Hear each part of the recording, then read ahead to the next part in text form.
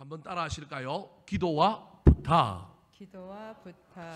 자, 데살로니가 전서는 사도 바울이 데살로니가라고 하는 교회에서 3주, 정확한 표현으로는 새 안식일 그렇게 표현합니다.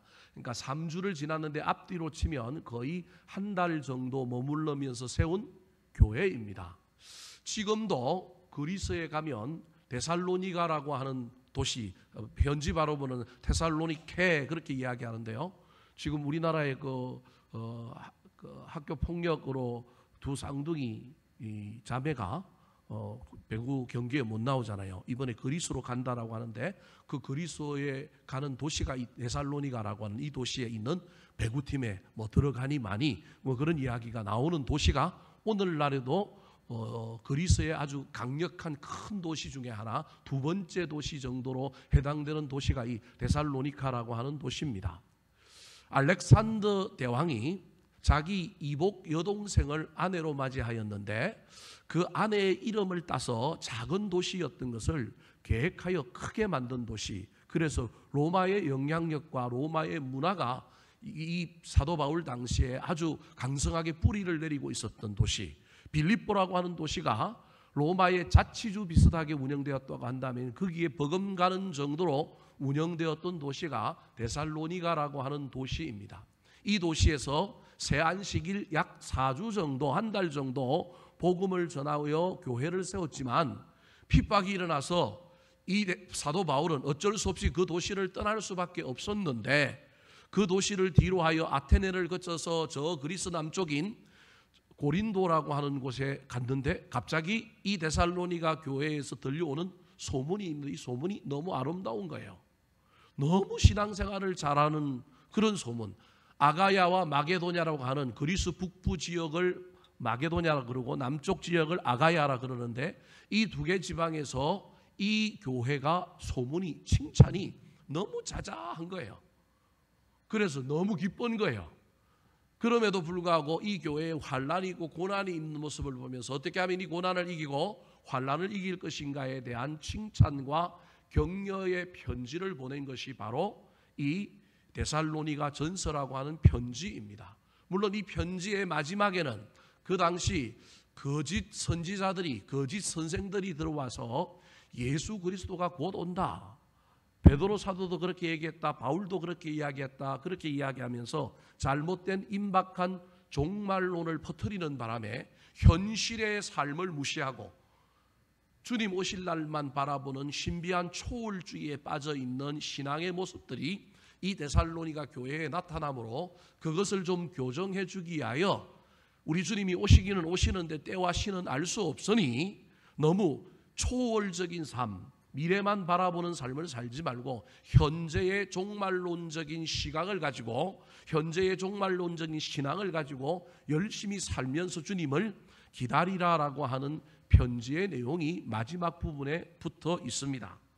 오늘 본문 말씀은 이 편지의 제일 마지막 부분으로 사도 바울이 이들을 위하여 중보기도한 내용과 함께 몇 가지를 부탁하는 내용으로 기록되어 있습니다. 그래서 기도와 부탁입니다. 바로 이 앞에는 현실의 삶에서 어떻게 살아야 하는지를 7가지를 설명했는데 그 7가지가 우리가 너무도 잘 아는 항상 기뻐하라, 쉬지 말고 기도하라, 범사에 감사하라. 이 3가지를 이루기 위하여 성령을 소멸하면 안 된다. 예언을 멸시하면 안 된다. 범사에 헤아려 좋은 것을 취하고 악한 것은 뭐라도 버려라. 모양이라도 버리면서 현실의 삶에 충실하게 살아라. 그렇게 권면했던 겁니다. 그러면서 이제 마지막으로 목회자적이고 제사적인 풍모를 가지고 이 데살로니가 교회 교인들을 향하여 중보 기도하는 내용이 있습니다. 자, 그렇다면 사도 바울이 이들을 위하여 어떤 기도를 했을까요? 어쩌면 이 기도는 기도인 동시에 마지막으로 이 데살로니가 교회 교인들이 이 기도의 응답으로 이 기도의 내용과 같이 살아야 할 것을 그 기도 안에 담고 있다고 할 수 있습니다. 자, 기도로 시작하여 기도로 끝내고 있는 사도 바울의 위대한 편지인 이 데살로니가 전서 마지막에 사도 바울이 이 교회를 위하여, 이 교회 교인들을 위하여 어떻게 기도하고 있을까요? 이 기도는 시공간을 초월하여 오늘을 살아가는 우리를 위한 기도인 동시에 우리가 이 땅에서 살아가야 할 삶의 내용이기도 합니다. 첫 번째 기도의 내용입니다. 따라하시겠습니다. 온전히 거룩하게 하옵소서. 온전히 거룩하게 하옵소서. 자, 온전히 거룩하게 하옵소서라고 하는 저 내용을 좀 더 다르게 표현하면 믿음을 지키며 성화의 삶을 살기를 원한다고 중보기도하고 있는 겁니다. 자, 23절 말씀 같이 한번 읽어볼까요? 23절입니다. 23절 나와라. 시작. 평강의 하나님이 친히 너희를 온전히 거룩하게 하시고 또 너희의 온 영과 혼과 몸이 우리 주 예수 그리스도께서 강림하실 때에 흠 없게 보존되기를 원하노라. 사도 바울이 기도하고 있는 우리 하나님은 사도 바울이 하나님의 여러 모습 가운데 이 데살로니가 교회 교인들을 향하여는 하나님의 어떤 모습을 부각하고 있느냐 하면 평강의 하나님으로 묘사하고 있습니다. 다르게 얘기하면 로마 황제의 핍박과 그 당시 유대인들의 핍박 속에 있는 초대교회 교인들의 삶에 가장 필요한 것이 무엇이었느냐 하면 평강이라고 하는 것을 의미하고 있습니다. 그래서 하나님께 기도하면서 그 우리 하나님이 평강을 주시는 하나님이다. 근데 그 하나님의 평강이 너희들을 주님 오실 그날까지 어떻게 만들었으면 좋겠느냐 하면 온전히 뭐하게 하고 거룩하게 하기를 원한다라는 겁니다. 온전히 거룩하다라고 하는 저 말은 그냥 단순히 외모적으로 또는 형식적으로 신앙의 모습적으로 거룩에 대한 이야기를 표현하고 있는 것뿐만 아니라 믿음을 지켜서 우상의 재물을 먹지 않고 믿음을 지켜서 우상에게 넘어가지 않는, 그러면서도 그 믿음을 유지하면서 믿음을 성장시키고 성숙시켜가는 성화의 삶을 동시에 담고 있는 표현이라고 할 수 있습니다. 단순히 직설적으로 표현하면 지금 사도 바울은 고난을 겪고 있는, 앞으로도 또 더 많은 로마 황제들을 통한 고난이 이 교회를 휩쓸고 지나갈 터인데 그때 그들이 믿음 지키는 거룩한 사람들이 되었으면 좋겠는 거예요. 단순히 고난을 이기는 정도의 믿음이 아니라 그 믿음이 성화를 향하여 자라가기를 원하는 기도를 하고 있는 것입니다. 사랑하는 성도 여러분, 저와 여러분은 예수 그리스도를 믿음으로 이미 구원의 길에 들어선 사람입니다. 그런데 그 구원을 빼앗기면 안 됩니다. 예수를 믿었지만 저와 여러분이 구원의 그 좁은 문을 들어갔지만 그 길을 걷지 않으면 악한 마귀에게 믿음을 빼앗길 기회가 얼마나 많은지 모릅니다. 사람의 마음이 견고한 것 같지만 여러 상황 속에서 우리의 마음이 왔다 갔다 하고 우리의 신앙이 얼마나 많이 흔들리는지 모릅니다. 교회 안에서의 문제뿐만 아니라 세상적인 문제, 가족의 문제, 수많은 문제들이 내 믿음을 넘어뜨리고 잡아뜨리게 할 때가 얼마나 많은지 모릅니다. 그래서 저와 여러분도 이 세상 사는 동안에 어떤 상황과 환경, 어떤 사람들과 관계의 영역 속에 문제가 펼쳐진다 할지라도 끝까지 믿음을 지켰으면 좋겠습니다. 그냥 지키는 정도가 아니라 믿음이 자라갔으면 좋겠습니다. 옛날 믿음, 왕년에 내가 어떻게 했네라고 말하는 믿음이 아니라 그래서 지금 어떠냐는 거예요. 지금 내 믿음이 진보를 이루었으면 좋겠습니다. 지금 내 믿음이 자라갔으면 좋겠습니다. 어제 받은 은혜로 오늘을 사는 것이 아니라 오늘은 새로운 은혜로 또 저와 여러분이 그 은혜에 감격하여 살았으면 좋겠습니다. 상황이 더 나빠지고 환경이 더 어렵고 육신에 여러 가지 문제가 생긴다 할지라도 내 믿음이 자라가는 것, 그것을 사도 바울은 평강의 하나님이 친히 너희를 온전히 뭐하게 하시고 거룩하게 하시고 그렇게 표현하고 있는 것입니다. 이 말 속에는 내 믿음 내가 지킨다, 내 믿음 내가 성장시키고 성숙시켜야 한다라고 하는 의미도 들어있지만 사실은 우리의 믿음을 지켜주시는 분이 누구라고요? 하나님입니다. 여러분, 너무 내가 지켰다고, 내가 성장시키고 성숙시켰다고 교만하면 큰일 납니다. 하나님의 열심에 내 열심을 보탰을 뿐입니다. 보태놓고 마지막에는 저와 여러분이 뭐라고 얘기해야 되느냐 하면 하나님이 나를 거룩하게 하셨습니다.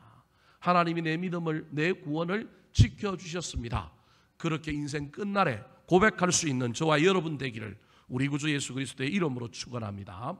두 번째 사도 바울이 마지막으로 이 데살로니가 교회 교인들을 향하여 기도한 내용이 무엇일까요?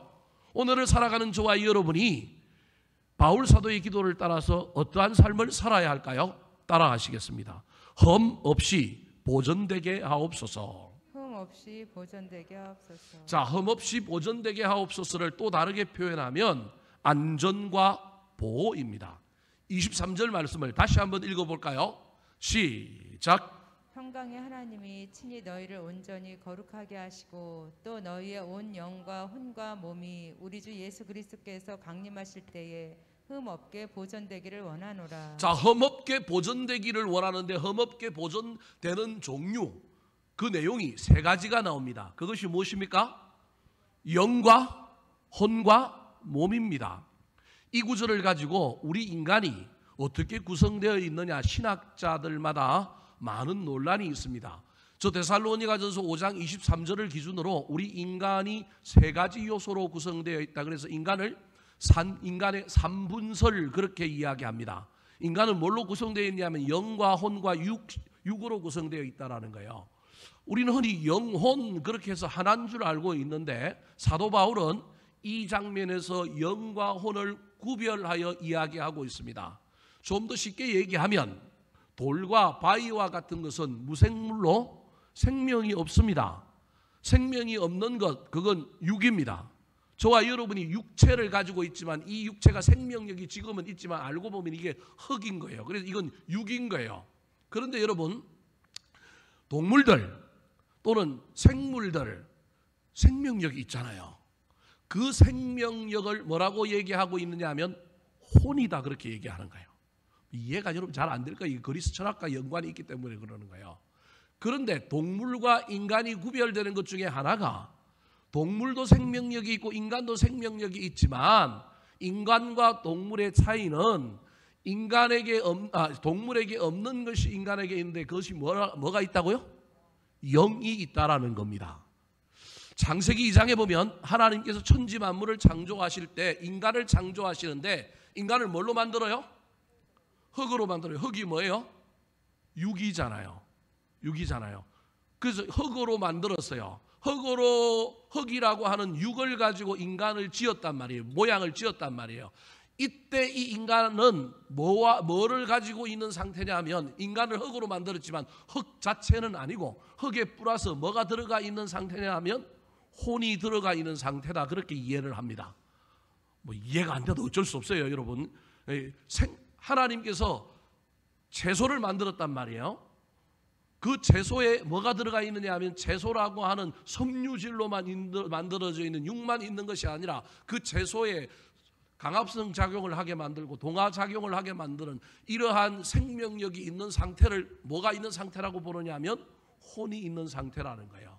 인간도 흙으로 사람을 지었는데 그 사람을 지었다고 할 때 그 사람은 그냥 우리가 흙을 가지고 막 찰흙을 가지고 사람을 만든 상태가 아니라 생명력이 없는 상태가 아니라 하나님이 인간을 흙으로 만들었을 때 뭐가 있었냐면 생명력이 있는 상태라는 거예요. 혼까지도 들어가 있는 상태라는 거예요. 근데 하나님이 코에 뭘 불어넣어요? 생기를 불어넣으니 그때 뭐가 된지라? 생명이 된지라. 그때 생기를 불어넣은 걸 바울의 3분설에 의하면 뭐라고 얘기하냐면 혼이다 그렇게 이야기하는 거예요. 여러분 지금 제가 하는 말이 정답이다 그 말이 아니에요. 성경학자들이 하는 얘기예요. 지금은 영과 혼을 어떻게 구분할 수 있느냐, 이게 하나다. 그래서 이분설이다 이렇게 말하는 사람도 있어요. 제가 말하고 싶은 건 지금 사람이 뭐 3분설이냐 2분설이냐 여러분 쓸데없습니다. 그거 갖고 싸울 필요도 없고 뭐가 맞는지 생각해 볼 필요도 없어요. 천국 가면 다 알게 되어 있습니다. 구원하고는 전혀 상관이 없습니다. 그래서 어떤 학자들은 최근에 생태신학, 동물신학이 발달하면서 교회가 가지고 있는 많은 어려움 중에 하나가, 지금 우리 한국은 지금은 괜찮은데 서구의 제일 어려운 것 중에 하나가 자식을 낳지 않고 애완동물을 자식처럼 키우는 믿음의 가정에서 자식들은 없지만 애완동물이 내 자식이나 마찬가지니 얘네들에게도 혼이 있다라고 주장하면서 얘네들에게도 뭘 달라고요? 세례를 달라는 거예요. 한국은 아직은 아니에요. 제가 옛날 큰 교회에 있을 때 이 문제가 하나 나타나가지고 골치 아픈 일이 있었는데 우리 개에게도 뭘 달라고요? 세례를 달라는 거예요. 나 세례를 받아서 천국 갈 건데 걔에게도 세례를 줘서 내가 이 걔와 함께 어디에 가고 싶다고요? 천국 가고 싶다는 거예요. 여러분 그 소망이 나쁜 소망이에요? 잘못된 소망이에요? 뭘 그걸 갖고 걔를 뭐 우상처럼 여기냐. 목사님들 중에 또 그렇게 얘기하는 사람들이 제가 보기엔 그렇게까지 얘기할 필요는 없어요. 인간이 얼마나 외로우면 또는 인간에게 얼마나 동물들이 필요하면 그러겠어요.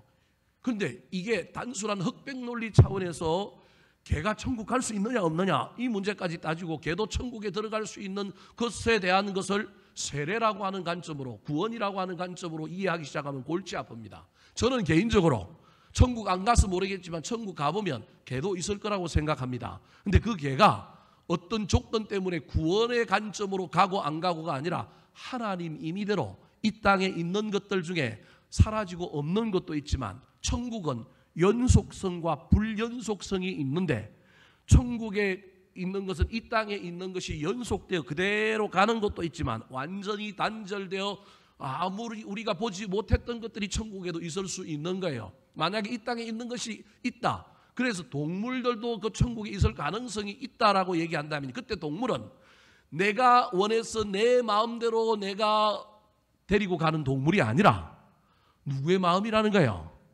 하나님의 임의의 주권하에 있는 거기 때문에 제 개인적으로는 세례를 주느냐 안 주느냐 그걸 가지고 천국 가느냐 안 가느냐 이 문제를 따질 수 없다라는 거예요. 서구의 지금 최고의 문제들이 이런 문제예요. 그래서 걔가 죽었는데 무슨 예배를 드려달라고요? 장례 예배를 드려달라는 거예요. 한국의 정서에는 말이 안 되지만 이게 조만간에 10년, 15년 지나면 한국 교회에도 직면할 문제예요. 왜냐하면 자녀가 없는 가정에서 걔를 자식처럼 잘 키웠는데 이 걔가 죽는 것이 너무 상심이 되고 상실이 된단 말이에요. 그래서 이 걔를 위하여 뭘 드려달라고요? 예배를 드려달라고요. 저는 드려줄 수 있습니다. 걔를 위하여 예배를 드리는 게 아니라 누구를 위하여 예배를 드리는 거예요? 걔 주인을 위하여 예배를 드리는 거예요. 저는 철저하게 그 얘기를 하고 그분을 위로하기 위하여 예배 드려줄 수는 있습니다. 믿지 않는 가정에서 믿지 않는 영혼이 죽었는데 장례를 치러달라 그래라 부탁한다. 저는 교회를 안 나와도 장례 치러줄 수 있습니다. 왜냐하면 죽은 영혼을 위하여 장례를 치르는 것이 아니라 누구를 위하여 장례를 치르느냐 하면 살아있는 영혼을 위하여 치르기 때문에 그렇습니다. 근데 알려는 줘야 됩니다. 내가 지금 예배를 드린다고 이 동물이 천국 가고 안 가고 그거는 아니라는 것은 분명히 말해줘야 합니다. 제가 지금 무슨 얘기를 하려고 하냐면 삼분설과 관련하여 이런 쓸데없는 논쟁이 앞으로도 교회 안에 있을 수 있기 때문에 제가 저걸 설명 안 하려고 하다가 제가 그래도 공부한 티는 좀 내야 되잖아요. 그래서 여러분에게 설명한 겁니다. 오해하지 말고 설명의 주 목적은 저게 아니라 하나님께서 우리 인간을 특별히 믿는 자를 어떻게 하기를 원하시느냐 하면 3분설이든 2분설이든 전인격적으로 우리 하나님은 어떤 고난과 환난 속에서도 우리를 험없게 뭐 하기를 원하시는 분이라고요? 보존되기를 원하시는 분이라니까요. 코로나19 때문에 사업이 힘들고 수 없는 어려움이 있어도 하나님은 오늘 사도 바울을 통하여 여러분에게 너희들이 뭐 하기를 원한다? 보존되기를 원한다. 저기 나오는 혼, 영, 혼, 육은 인간이 가지고 있는 온 전체 전인격을 의미하는 거라는 거예요. 우리 하나님은 저와 여러분을 보존시키기를 원하시는 분입니다. 사랑하는 성도 여러분, 어떤 어려움이 온다 할지라도 저와 여러분의 인생 마지막에 하나님 앞에 온전히 서가는 우리 주님의 임재와 보호를 받는 신앙생활을 할 수 있게 되기를 축복합니다. 두려움에 떨지 마시고 고난에 무릎 꿇지 마시고 우리 하나님은 나를 주님 오실 그날까지 보존하시는 분이구나. 그 믿음 가지고 어떤 고난과 환난도 통과하며 나아가게 되기를 우리 구주 예수 그리스도의 이름으로 축원합니다. 세 번째로 사도 바울이 데살로니가 교회 교인들을 위하여 기도했던 기도의 내용은 무엇일까요? 그 기도에 담겨있는 데살로니가 교회 교인들의 종말론적인 신앙의 삶은 무엇일까요? 따라 하시겠습니다. 약속한 것을 이루어 주옵소서. 약속한 것을 이루어 주옵소서. 저것을 또 다르게 표현하면 사명과 응답이라고 표현할 수 있습니다. 24절 말씀 같이 한번 읽어볼까요? 24절 시작. 너희를 부르시는 이는 미쁘시니 그가 또한 이루시리라. 자, 하나님을 평강의 하나님이라고 표현했던 사도 바울은 데살로니가 교회 교인들을 향하여 또 하나님은 어떤 분이냐면 너희들을 부르시는 분이라는 거예요. 구원받는 자로 부르실 뿐만 아니라 사명의 자리로 부르시고 하나님이 너희들을 통하여 하실 일들이 있어서 너희들에게 소명을 주고 사명을 주시는 분이라는 거예요. 근데 그분은 어떤 분이냐면 미쁘신 분이라는 거예요. 이건 기독교 용어 안에밖에 없는 단어입니다. 세상에는 저런 단어를 쓰지 않습니다. 미쁘다라고 하는 말은 아름다울 미자와 기쁨의 뻔자를 이야기하는 거예요. 그러니까 아름답고 좋고 기쁘게 하시는 분. 우리 하나님은 얼마나 멋진 분이냐면 아름답게 멋지게 하는 분일 뿐만 아니라 그 멋지게 만들어 놓고 그것을 보면서 뭐 하시는 분이라고요? 기뻐하시는 분이 미쁘신 하나님이라는 거예요. 여러분, 저 말 속에는 어떤 뜻이 들어있느냐 하면 우리 하나님은 사람을 불러서 그 사람이 그 일을 하도록 온전히 이루어 주시는 분이라는 거예요. 부르기만 하시는 분이 아니라 불러서 세우고 일하게 하여 그를 통하여 영광을 받으시는 분이라는 거예요. 다르게 얘기하면 사명을 주시고 사명을 이루어 주시는 분이 누구냐 하면 하나님이라는 거예요. 그런데 그 사명을 이루는 동안에 여러분 쉽게 이루면 얼마나 좋겠습니까? 그 사명의 길을 가는 동안에 우리가 그냥 순적하게 그 길을 간다면 얼마나 멋지겠습니까? 그런데 문제는 고난을 만난다는 거예요. 환난을 만난다는 거예요. 장애물을 만나고 돌아가기도 하고 넘어지기도 하고 자빠지기도 한다는 거예요. 그때 저와 여러분이 해야 할 일이 뭐라고요? 기도하면 뭐 하신다고요? 이루어 주신다. 그래서 저 부르시는 이는 미쁘시니라고 하는 저 말 속에 우리 하나님은 약속을 이루어 주시는 분이라는 거예요. 그 약속을 이루어 주시는 그 하나님을 믿고 약속의 하나님께 내가 고난을 당하고 환난을 당할 때 넘어지거나 자빠지거나 원망과 불평 속에 있지 말고 그 하나님을 향하여 기도하면 하나님은 그 약속을 뭐 하시는 분이라고요? 이루시는 분이다. 너희들이 그 믿음 가지고 살았으면 좋겠다. 우리는 중보기도 하면 그냥 돈을 좀 줬으면 중보기도하여 부자 되게 해 주십시오. 사업 잘 되게 해 주십시오. 자식들 어디 들어가게 해 주십시오. 이렇게 생각하는데 사도 바울의 기도는 좀 차원이 큽니다. 첫 번째 기도의 내용이 뭐였어요? 뭐라고 기도했어요? 온전히 거룩하게 하옵소서. 두 번째가 뭐예요? 흠 없이 보존되게 하옵소서. 세 번째가 뭐라고요? 약속한 것을 이루어 주옵소서. 너희를 부르시는 이는 미쁘시니 그가 또한 이루시리라. 사랑하는 성도 여러분, 이 사도 바울의 기도가 오늘을 살아가는 저와 여러분에게 이루어져서 저와 여러분의 삶의 현장에 어떤 고난과 환난을 만난다 할지라도 우리의 믿음이 거룩해졌으면 좋겠습니다. 우리의 신앙이 성장하고 성숙했으면 좋겠습니다. 어떤 고난과 환난 가운데서도 우리의 영과 혼과 육, 전 인격이 하나님 앞에 보존되어 우리 주님 오실 그날 앞에 저와 여러분이 하나님 앞에 서 있었으면 좋겠습니다. 단순히 서 있는 존재가 아니라 사명을 이루고 약속을 이루는 존재, 특별히 그 길 가는 동안에 어려운 일을 만날 때마다 우리 주님께 기도함으로 기도에 응답받아서 주님 앞에 섰을 때 주님 제가 끝까지 달려왔습니다. 여기에 서 있는 것이 우리 주님의 은혜입니다라고 고백할 수 있는 저와 여러분 되기를 우리 구주 예수 그리스도의 이름으로 축원합니다. 기도한 사도 바울은 기도가 끝나고 난 다음에 이 데살로니가 교회 교인들을 향하여 몇 가지를 부탁하고 있습니다. 자, 그 부탁이 무엇일까요? 첫 번째 부탁입니다. 따라 하시겠습니다. 우리를 위하여 기도하라. 우리를 위하여 기도하라. 자, 25절 말씀 같이 한번 읽어볼까요? 시작.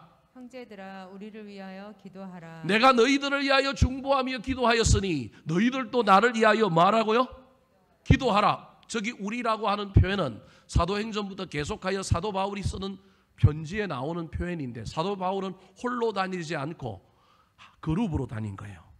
그 사도 바울과 함께 늘 다니던 사람들이 조금 바뀌기는 하지만 바울과 실라, 바울과 디모데, 바울과 누가 그렇게 몇 사람이 어울려 다녔는데 이 선교단, 이 단기 선교팀 또는 장기 선교팀이라고 할 수 있는 이 팀을 위하여 너희들도 우리를 위하여 뭐하라고요? 기도하라. 그렇게 표현하고 있는 것입니다. 사랑하는 성도 여러분, 저와 여러분의 인생 가운데도 우리가 서로를 위하여 기도해 주어야 합니다.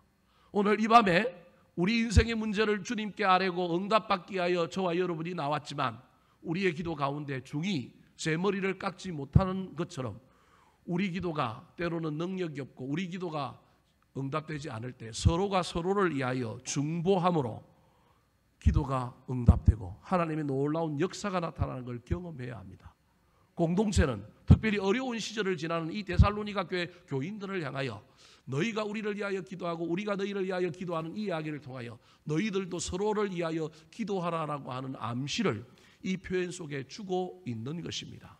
사랑하는 성도 여러분, 저와 여러분이 누군가를 위하여 열심히 기도해 주었으면 좋겠습니다. 추석 때 제가 교인들에게 개인톡으로 편지를 보내고 내용을 전하는 가운데 선교사님들이 갑자기 생각났습니다. 그래서 모든 선교사님들에게 다 카톡도 보내고 보이스톡으로 인사들을 다 나누었습니다. 그랬더니 너무 좋아하는 거예요. 야, 내가 돈도 좀 줘야 되는데 명절에 돈은 못 주지만 그래도 내가 너희들을 위하여 기도해 줄게. 그러면서 우리 교회가 후원하고 있는 선교사님들하고 다 보이스톡으로 전화하면서 기도해 주었습니다. 9월 17일 날 추석 전에 러시아로 파송되었던 이은영 선교사님은 러시아에 잘 도착했는데 우스루스크에 잘 도착했는데 집이 없는 거예요. 현지에서 집을 렌탈을 안 해주는 거예요. 이 코로나 때문에 렌탈을 안 해주는 거예요.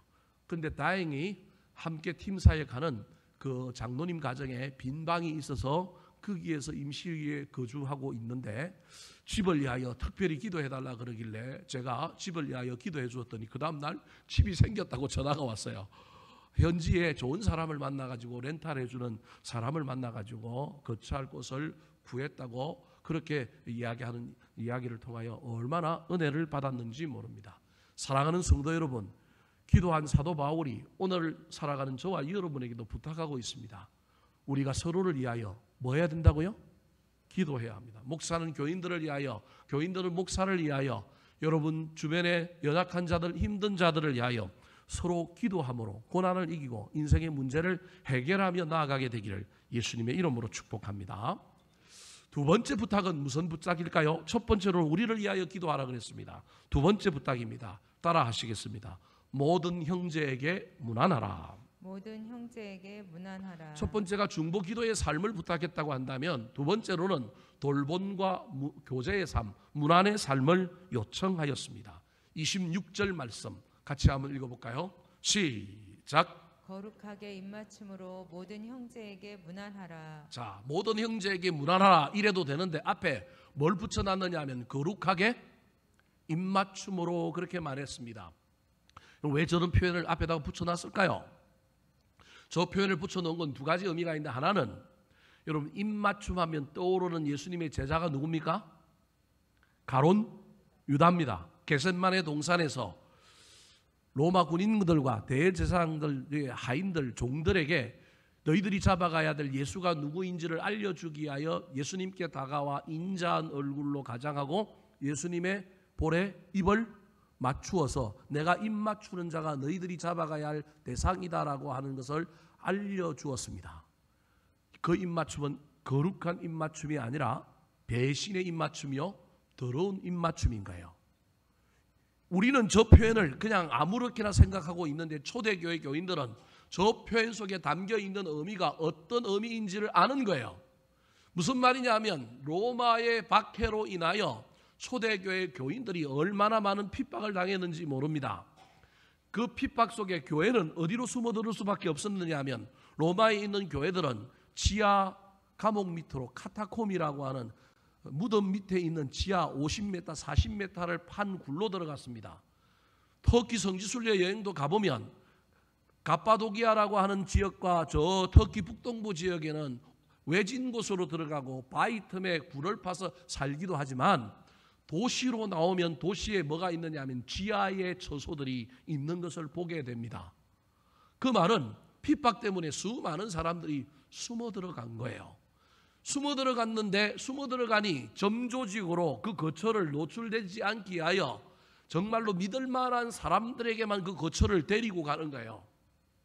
그런데 새롭게 예수를 믿고자 하는 사람, 공동체에 합류하고자 하는 사람을 어떻게 구별해서 데리고 갈까요? 구별할 수 있는 방법이 없잖아요. 그래서 초대교회가 만들어 놓은 인사법이 오늘날 서구에서 하는 허깅입니다. 허깅하면서 볼에다가 입을 맞추면서 한 사람이 이렇게 얘기하는 거예요. 주는 그리스도시요. 그러면 또 다른 한 사람이 뭐라고 대답을 해야 될까요? 살아계신 하나님의 아들입니다. 이게 믿음의 고백이잖아요. 이 고백을 하는 사람은 믿을만하다. 군인들이 밤에 보초로 설 때 여러분 암구호라고 하는 암호로 되어 있는 구호를 외쳐야 됩니다. 갑자기 앞에서 누가 나타나는데 적군인지 아닌지를 알아야 된단 말이에요. 그래서 매일 저녁이 되면 암구호가 부대원들에게 전파됩니다.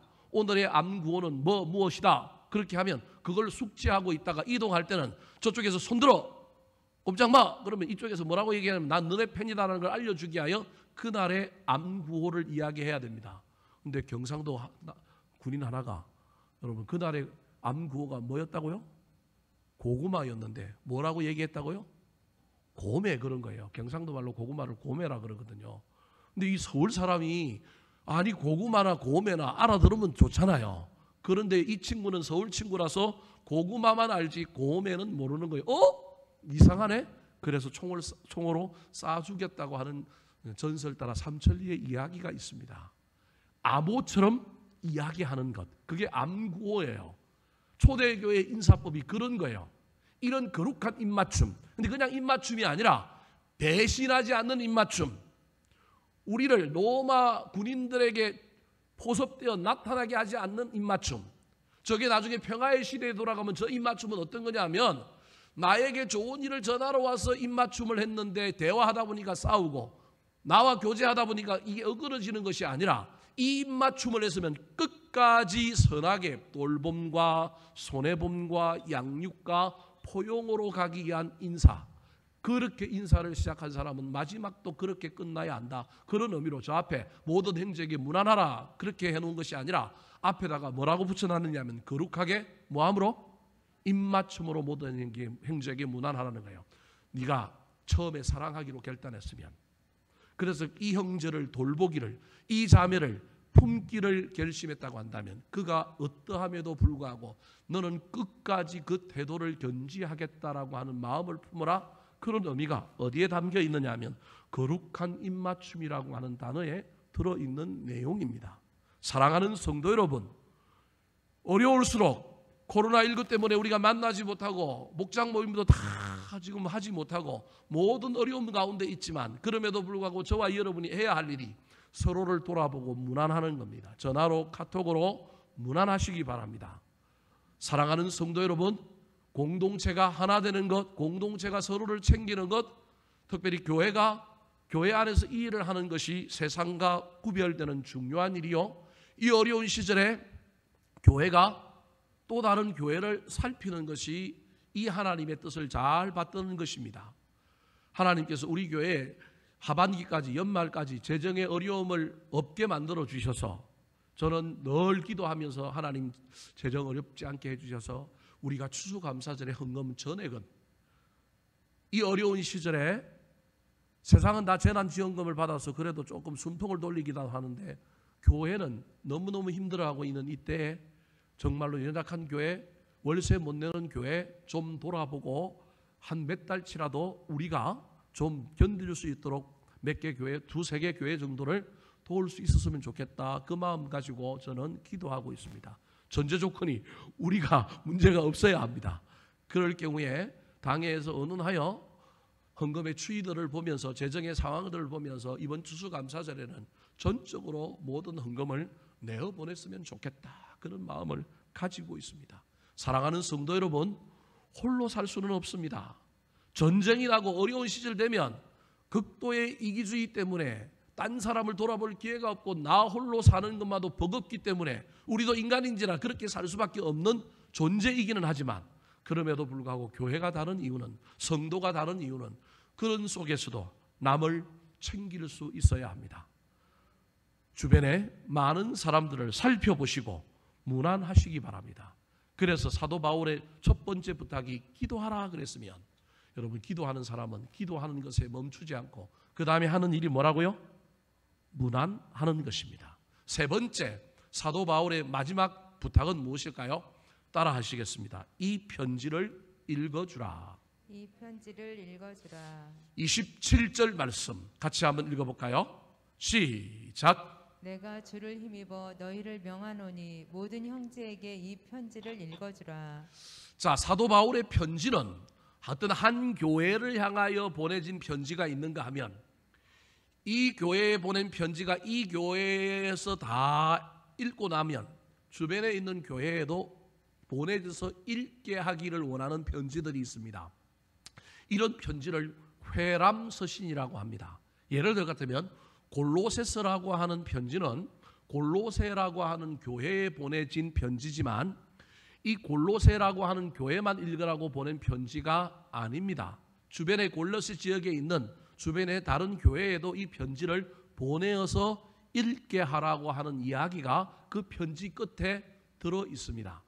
근데 오늘 본문은 다른 교회에다가 이 편지를 전달하라는 것이 아니라 이 편지를 받아 읽은 지도자가 있는데 이 지도자가 이 편지를 읽고 해석하여 이 편지에 내어 있는 중요한 내용들을 쉽게 이야기하면 오늘날 목사처럼 제가 여러분들에게 개인적으로 또는 공적인 영역에서 이런 편지를 받았는데 편지 내용이 이렇습니다라고 하는 전달하는 정도를 넘어서서 이 편지를 각각 사람들에게 다 뭐 하라고요?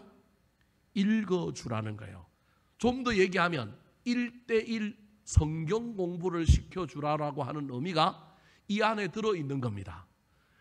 이럴 수 있는 이유는 이때 데살로니가 교회 교인들이 그렇게 많지 않았을 뿐만 아니라 이 교인들이 지금 어린 교인들로 성장하고 성숙하는 단계에 있기 때문에 사도 바울이 이 편지를 공교회인 데살로니가 교회에 보내서 교회가 공식적으로 이 편지를 받고 이 편지를 읽어주는 것 정도를 넘어서서 교인 한 사람 한 사람에게 이 편지를 가지고 다시금 재양육, 다시금 성경 공부를 하는 말씀 양육을 하라는 의미가 이 안에 들어있는 것입니다. 고난의 때 성장과 성숙을 도모하기 위하여 기도해야 합니다. 기도하는 걸 넘어서서 기도하는 사람은 무난하기도 합니다. 무난하고 교제할 뿐만 아니라 그 교제는 인간적인 교제, 저와 여러분의 친밀함을 넘어서서 그 교제 안에는 반드시 뭐가 들어가야 되느냐 하면 말씀이 들어가야 합니다. 그래서 기독교는 기독교인 동시에 말씀의 종교입니다. 말씀 없는 것은 알맹이가 없는 것일 수 있기 때문에 이 편지를 읽어주라고 이야기하면서 말씀으로 개개 교인들을 양육하는 일에 최선을 다하라고 이야기하고 있는 것입니다. 사랑하는 성도 여러분, 코로나19 시대 때 성경 많이 읽으시기 바랍니다. 예배를 사모하시고 하나님의 말씀을 배우려고 애를 써야 합니다. 그래야만이 저와 여러분의 신앙이 성장하고 성숙할 뿐만 아니라 하나님께서 우리의 삶의 현장에 큰 은혜를 주실 것입니다. 그래서 우리가 거룩해지고 주님 앞에 온전히 서 있을 뿐만 아니라 우리의 삶의 현장에 하나님께서 약속한 것이 이루어지는 그 기도가 응답되는 놀라운 역사를 경험하게 될 것입니다. 사도 바울의 기도가 저와 여러분에게도 응답되어 우리의 신앙생활이 끝까지 잘 갔으면 좋겠습니다. 여기 모여있는 모든 사람들이 천국에 함께 갔으면 좋겠습니다. 우리 인생의 각각의 개인적인 종말을 맞이할 때 하나님께서 우리를 보호해 주시고 인도해 주시는 놀라운 역사가 일어났으면 좋겠습니다. 여러분의 기도가 특별히 응답되어서 기도 응답에 대한 감사들이 넘쳐나게 되기를 우리 구주 예수 그리스도의 이름으로 축원합니다. 한번 따라 하실까요? 기도와 부탁. 기도와 부탁. 온전히 거룩하게 하옵소서. 온전히 거룩하게 하옵소서. 흠없이 보존되게 하옵소서. 흠없이 보존되게 하옵소서. 약속한 것을 이루어 주옵소서. 약속한 것을 이루어 주옵소서. 또 한번 따라 하실까요? 기도와 부탁. 기도와 부탁. 우리를 위하여 기도하라. 우리를 위하여 기도하라. 모든 형제에게 문안하라. 모든 형제에게 문안하라. 이 편지를 읽어주라. 이 편지를 읽어주라.